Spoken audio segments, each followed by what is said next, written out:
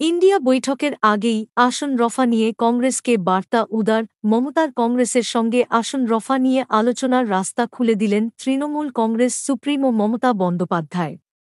একই সঙ্গে বিজেপির বিরুদ্ধে ঘোষণা করলেন তীব্র জেহাদ।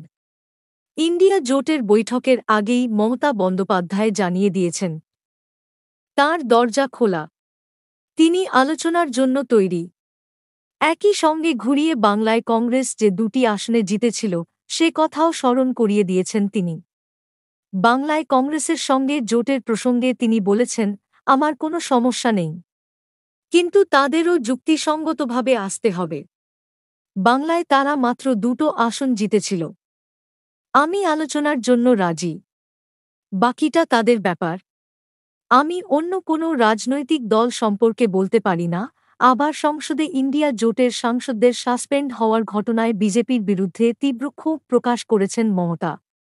মঙ্গলবার ইন্ডিয়া জোটের বৈঠক, তার আগে তৃণমূল নেত্রী একই সঙ্গে জোট সম্পর্কে নমনীয় মনোভাব ও বিজেপির বিরুদ্ধে জেহাদ আরও স্পষ্ট করে দিয়েছেন।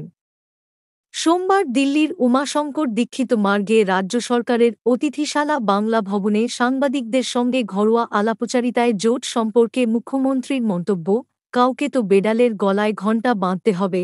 বাংলায় কংগ্রেস, তৃণমূল ও বামেদের জোট সম্ভব কিনা সে বিষয়ে নিজের মনোভাবও এদিন খোলাখুলি জানিয়ে দিয়েছেন মুখ্যমন্ত্রী।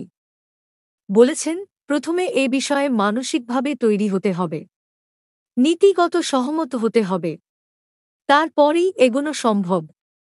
দু-একটা রাজনৈতিক দল সহমত হতে নাও পারে, কিন্তু অধিকাংশ রাজনৈতিক দলই একের বিরুদ্ধে এক ফর্মুলায় আসন সমঝোতায় রাজি। তাতে স্বাভাবিকভাবেই সবাই একসঙ্গে আসবে। আমার কারও বিরুদ্ধে কোনো অভিযোগ নেই। রাজনৈতিক মতাদর্শের অমিল ছাড়া ওরা বাম, বিজেপির সঙ্গে কাজ করেছে। কিন্তু তা সত্ত্বেও আমার ওদের প্রতি কোনো প্রতিহিংসামূলক ভাবনা নেই যে ওদের সঙ্গে চলব না। আমি সবার সঙ্গেই চলতে পারি।